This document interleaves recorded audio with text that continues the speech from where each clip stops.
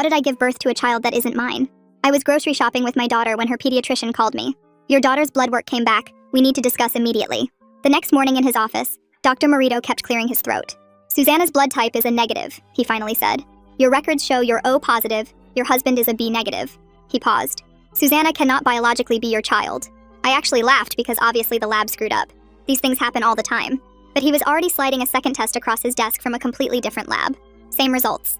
My husband Zyler drove us to get DNA testing that afternoon. He kept squeezing my hand saying the blood type thing had to be wrong, but something in his eyes said he wasn't so sure. 3 days later, the results confirmed Susanna was his biological daughter, but she shared 0 DNA with me. His hand went limp in mine. What aren't you telling me? His voice was small, like he was scared of the answer. When I went to sleep that night, I found him going through my old journals looking for evidence of affairs I never had. When he found nothing, he demanded we prove I actually gave birth to Susanna. When I was crying too hard to respond, he just rolled his eyes and claimed I was gaslighting him. But a few days later, the hospital pulled our delivery footage. There I was, 5 years ago, pushing out this exact baby while Zyler cut the cord. But the administrator kept saying, this doesn't change the DNA results. Like I was too stupid to understand science. Zyler accused me of secretly using donor eggs. I kept begging him to remember the 36 hours of back contractions, him watching our daughter crown.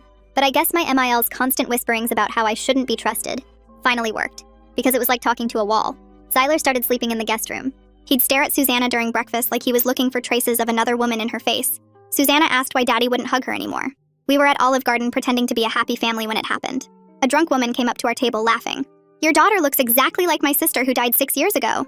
She pulled out her phone showing me photos. Susanna was identical. Same upturned nose, birthmark behind her left ear.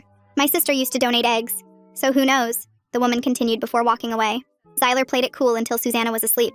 You used a dead woman's eggs? He screamed in our kitchen. I grabbed his face and tried to show him the desperation in my eyes, but no amount of denying changed anything. My mother called the next morning asking why I'd done something so deceptive.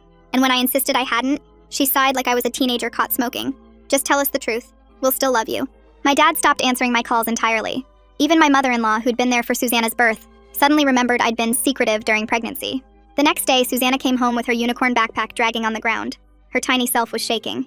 My classmate Timmy said I came from a dead lady. He said you stole me from her tummy. Her voice cracked.